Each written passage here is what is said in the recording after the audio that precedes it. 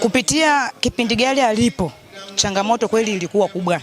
Mgonjwa ikiwa imetokea, kuna mgonjwa inabidi usubiri gari wapi, magazini, tikiwa magazini hamna, inabidi ufanye utafiti wewe mwenyewe kutafuta usafiri mgonjwa wako akafike sehemu husika.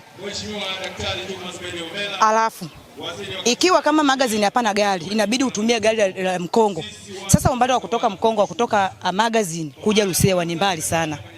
Unategemea mgonjwa akizidiwa, kwa mfano mjamzito, gari litokee magazini au Mkongo mpaka kuja hapa, kutoka hapa kwenda na Mtumba au mkoani, unategemea huyo mgonjwa atakuweje? Lazima mtu apoteze fahamu. Kama mtoto ameishiwa damu, mtu anapoteza fahamu, maisha na watu wanapoteza maisha. Kwa hiyo changamoto zilikuwa nyingi kupitia gari. Tulikuwa tunapata shida kwa muda mrefu, kwa sababu toka gari ilivyoharibika, walivyoenda kuipeleka matengenezo ilikuwa haijapatikana. Kwa hiyo shida yetu ilikuwa kubwa hapa, mgonjwa akiwepo mpaka gari tuombe kutoka wilayani aidha mkoani. Kwa hiyo leo kama gari tulivyoletewa, sisi tunashukuru sana. Changamoto iliyokuwepo kwamba wagonjwa walikuwa wanafika hospitali sio muda mwafaka kama inavyotakiwa. Na hiyo ndio changamoto kubwa, na watu wengi walikuwa wanafanya nini, wengine walikuwa wanaathirika. Lakini kwa leo, kwa hatua hii ilivyofikia, ni kushukuru Mwenyezi Mungu pamoja na viongozi hao waliofanya hivi.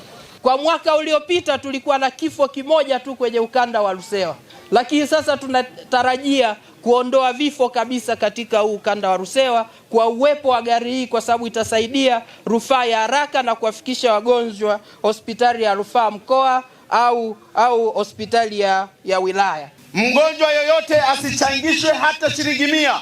Ikitokea mgonjwa amepatikana, anatakiwa aende kwenye matibabu na Mtumbo mjini. Isitokee dereva au mtumishi yoyote unakwenda pale unasema changia nauli ya gari. Gari imeshalipiwa gharama zote, gari ni bure.